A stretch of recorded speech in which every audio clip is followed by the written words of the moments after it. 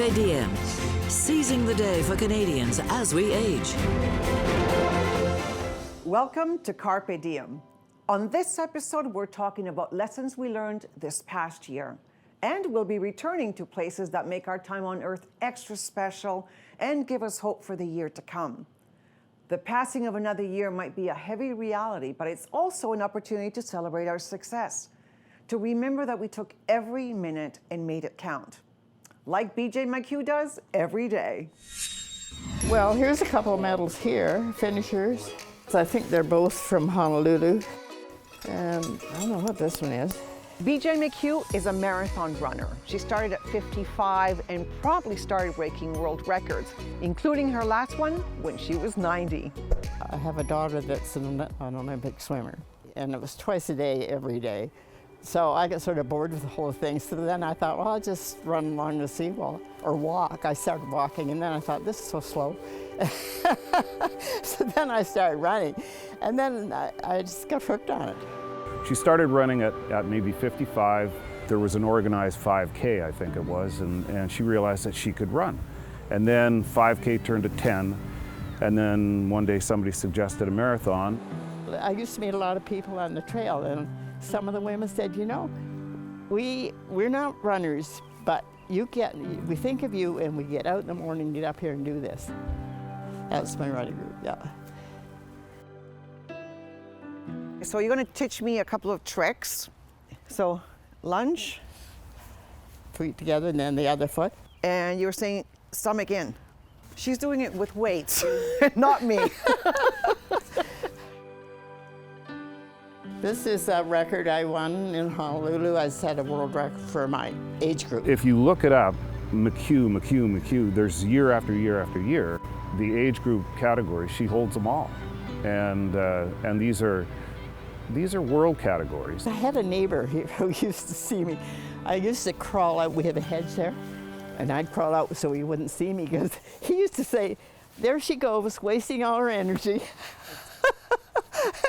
And after a while, he learned that I wasn't. I said, no, Ted, I'm not wasting it, I'm building it.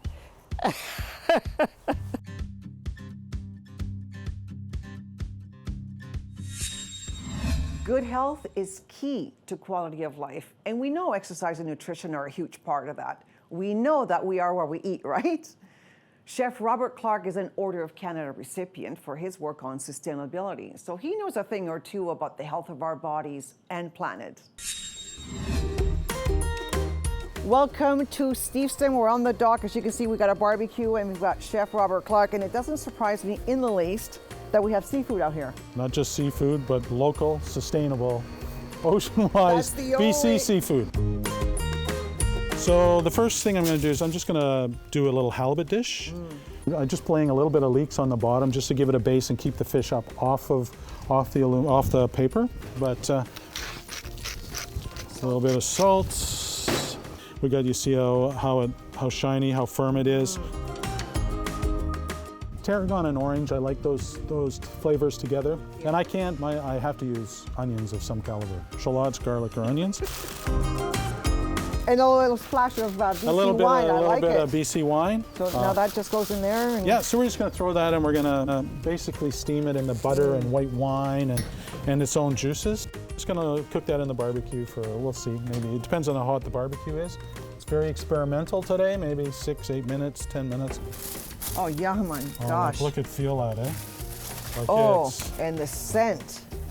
Is that not wonderful? We should probably just forget veg. We should probably just eat this now. We're going to let it rest. We're going to let it rest. Okay. So that's slightly undercooked. And as it sits there, it's going to slowly cool down a bit, but it's going to finish its cooking, so it should be moist. And absorb all that jus. And the flavors and stuff. Yum.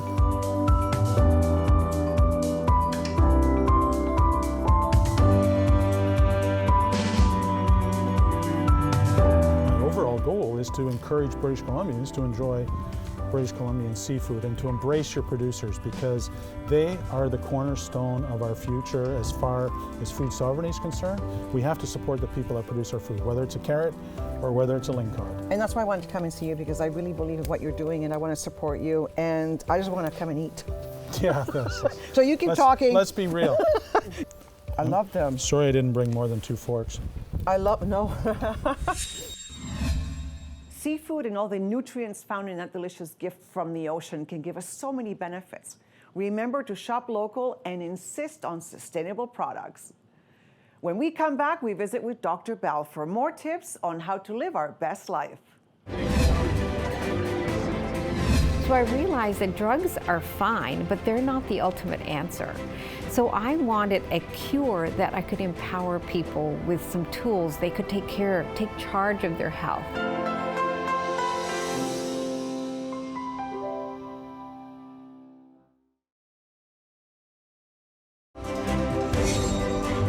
CARPe diem. Seizing the day for Canadians as we age. Welcome back. If you're one of our regular viewers, you'll recognize Dr. Bell. She's an amazing MD who's dedicated her practice to healing the mind, body, and spirit. Medicine for the whole body. Let's review some of her key messages. Dr. Power, welcome. Thank you. So great to be here with you again. And you're the author of, well, a very well dog-eared book that I love, Mind, Body, Cure. Tell me what motivated you to write this book. Well, Carmen, this is a passion project. It's a culmination of 30 years of my clinical practice. And before that, I was a pharmacist. I dispensed drugs. As a doctor, I wrote prescriptions for drugs. And as a patient, after a horrific car accident, I had to take a lot of drugs. So I realized that drugs are fine, but they're not the ultimate answer. So I wanted a cure that I could empower people with some tools they could take charge of their health. And that's what prompted me to get the message out of my head and onto paper so I could give people tools to look at their own mental health and fix their anxiety and have optimal health for themselves. Yeah. I mean, I'm reading this and it's in the first person and it's really a testimonial to, well, mind, body, cure, but it's like mind over matter in a way. Yes, and also learn about your physical body symptoms and how they relate to your mental health. Your emotional state equals your physical state.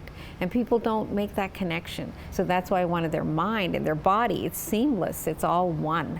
Body, mind, mind, body. And so you have to treat the person as a whole. So we know COVID, of course, has been a terrible trauma on most of us. I mean, the whole world is suffering it. Right. Has that really been such a strong catalyst for the demise of our mental health? I think it was always there. I mean, stress is always there. It's so pervasive, Carmen. But I think that with COVID, it just raised it to a whole new level. And people realize how important it is to have social connections, to be out in nature, to be able to have the freedom to go out. And so all those restrictions in place have escalated the level of anxiety, the level of fearfulness, the uncertainty, and then the financial consequences of COVID as well compounded the problem. Now, let's say someone's watching and they have a loved one that they're like, you know, I don't know what's going on.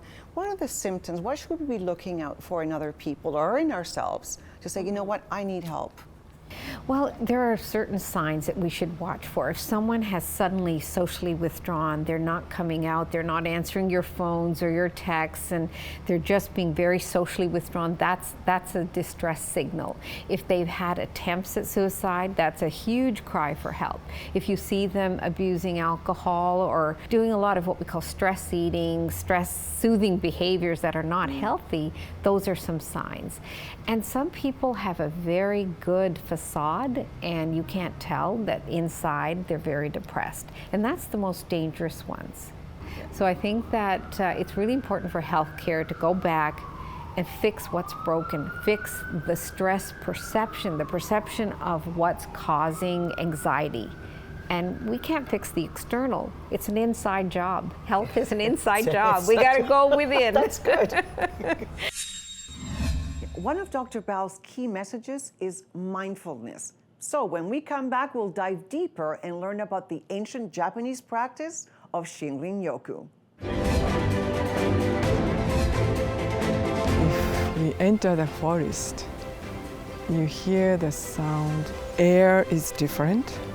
If you touch tree, you can feel like some kind of energy.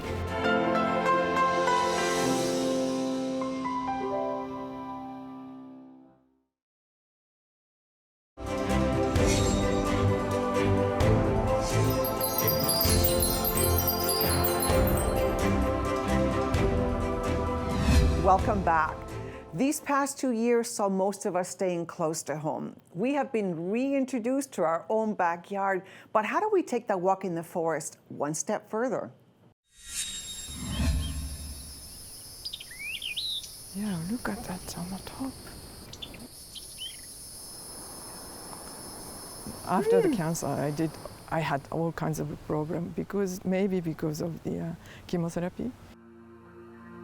It was so difficult, my disease. I mean, like breast cancer, and then I had to do the chemotherapy.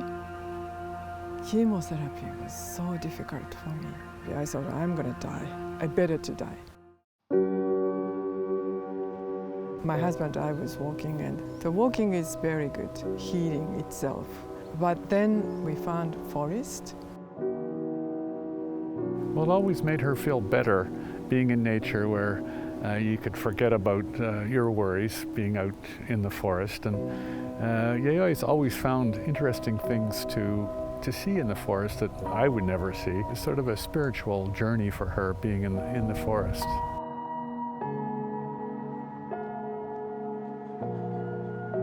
Shinrin-yoku, we say, forest bathing. If we enter the forest, you hear the sound. I mean, right now, you can hear the birds. Air is different. If you touch tree, you can feel like some kind of energy. Gives me some kind of a healing. All of these trees have a chemical compound that they use to fight disease and fight other things. Well, we are basically breathing in and bathing. It's like when you go to the beach and you get the ions from the water, right? You feel great at the beach. Well, there's a chemical reason for that. It's not just the scenery. Chronic disease and mental health, the costs of those in Canada now outpace economic growth. I thought, what if our medical system was not based on illness and treating illness, it was based on wellness. We started to do Healthy by Nature events, and we met Dr. Melissa Lem, who's a physician. I have a really long history of advocating for the nature and health connection, and when I moved to British Columbia in 2016, a couple years later, I connected with the BC Parks Foundation, who was actually looking to launch a nature prescription program, so it was like a match made in heaven. PARX is Canada's first national evidence-based nature prescription program, where any licensed healthcare professional across Canada can register to prescribe nature. I had so many difficulties, and I might be dead. But whenever we come here, forest saved my life.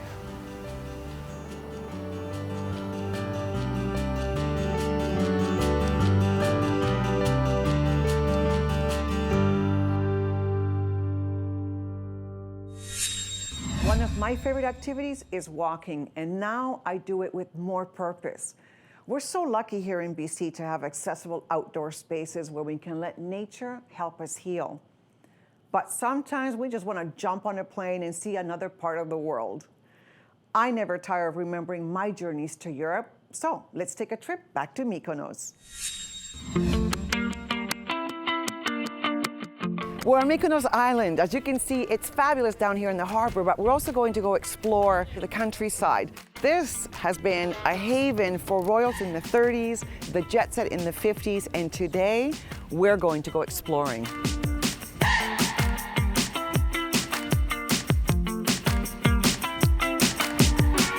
This is the only remaining traditional coffee shop in Mykonos town. Coffee shop in Greek is kafenio, but it's not only a place where you get coffee and sweets. It's a place where you have ouzo or wine with little bits and pieces, like the Spanish tapas, but we call it meze. We're going to go and try the most traditional meze that we have on this island with ouzo. This is snails, right? Αυτό έτρωγε ο Απόλλων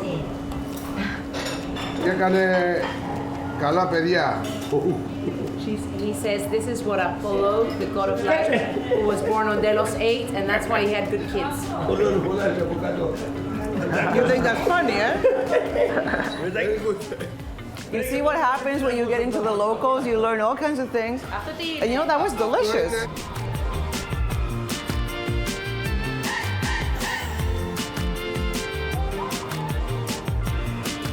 The town used to be within a fortress, so they never built according to some plan. We're heading to a boutique that apparently is one of the first to serve the jet set on this island. Oh, my grandfather came in Mykonos in 1935. After 1950, he started making clothes for all the jet set of the Athenians and the Greeks. And then for Christian Dior, for Dessay, for Guilaroche, Soraya.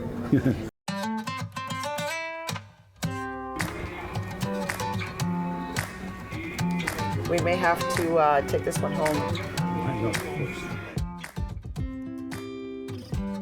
Get ready.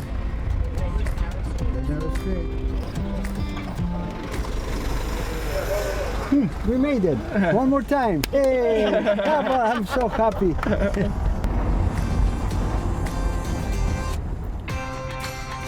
So as we're driving in the countryside, our nose made us stop because we smell food, and we learned that this is a family tradition that they do once a year for Saints' Day. And here is the kitchen where all the traditional ladies, all the village ladies, are cooking the meal that they will give to anybody that passes by.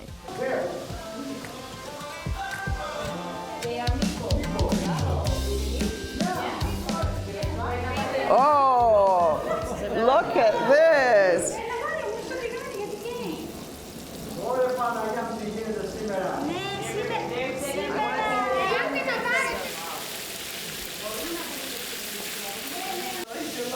No, it's perfect.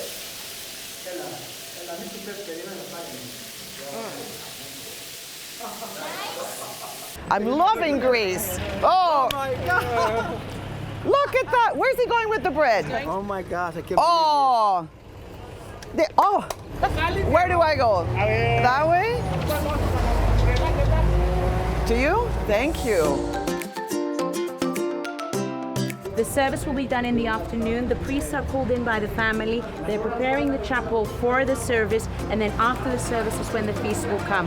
The idea is that you start your Saints' Day, which is tomorrow, in a happy way. That's why it's done on the eve of the Saints' Day. I wish I was longer in Mykonos because I would be right here tonight with a big plate of homemade food, fabulous breads, and I'm sure a whole bunch of new friends, because that's what Greece is about, really. I'm heading back as soon as it's safe, and I'm sure many small towns are going to welcome us in our wallets with open arms. When we return, we'll catch up with Bill Van Gorder from CARPe and get a year-end progress report. And then we're going to make sure that care is equitable right across the province and right across the country.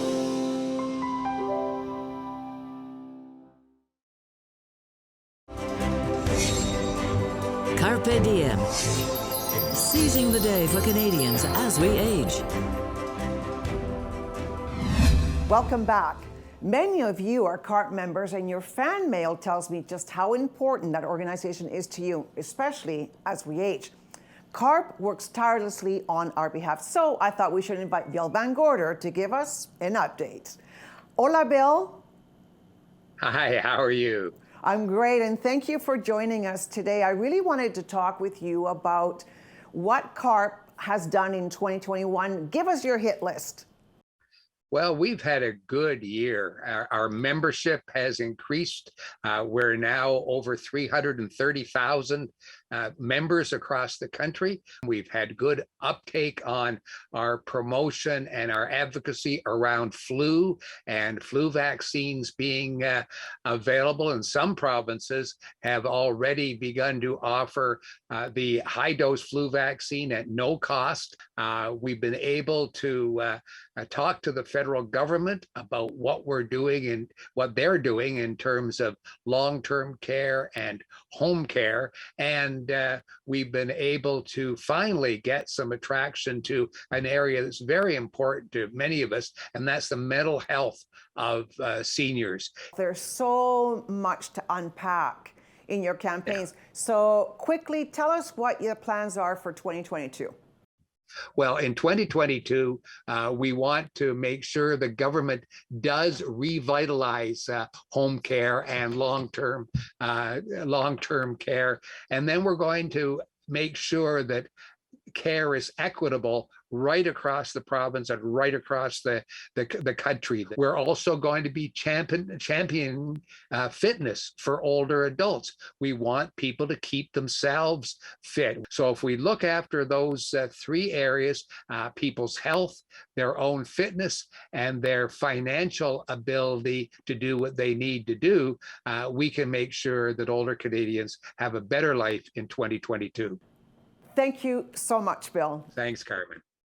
As we close this episode, I want to thank each and every one of you for being here. If it wasn't for you, none of this would be possible. My sincere thanks, and I want to tell you that I know it's hard to keep up our spirit some days, but there's many challenges still ahead. Please remember that we're here to help. On behalf of all of us, Happy New Year, amigos, and see you in 2022. And remember, as our CARPe president, Moses Neimer, always says, the best way to keep going is to keep going. So carpe diem and seize your day.